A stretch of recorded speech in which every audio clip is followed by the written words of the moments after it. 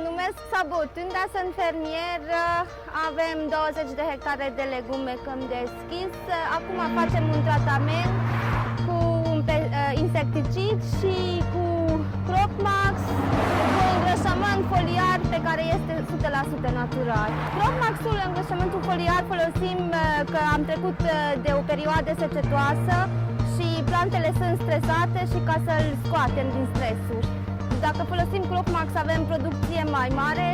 Folosim și la cartofi, și la varză, morcov, varză, țelină, conopidă, salată și la plantele ornamentale. Acum facem un tratament contra dăunătorilor și pe lângă insecticid punem Cropmax-ul ca să scoatem plantele din stresul, că s-a trecut de o perioadă foarte secetoasă.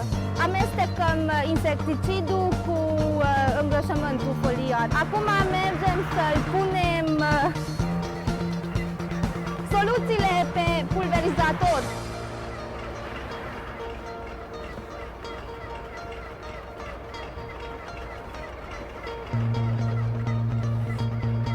Prima oară punem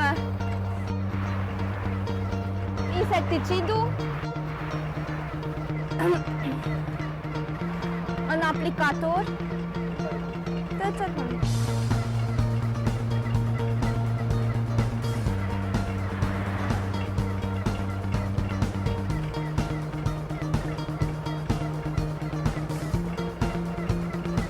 Și acum punem și Cropmax-ul în aplicator. Se poate să fie amestecat Cropmax-ul cu insecticidul, că nu se precipită.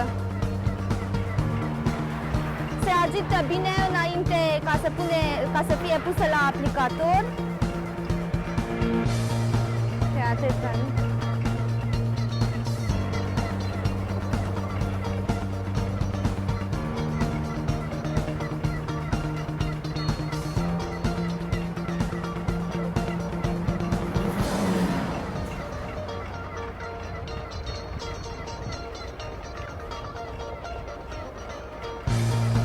Zaviadı.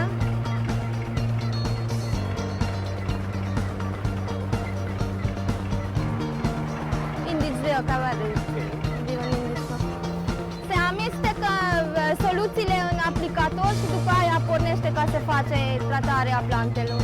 Mă bucur că produsul a apărut acum câțiva ani în România.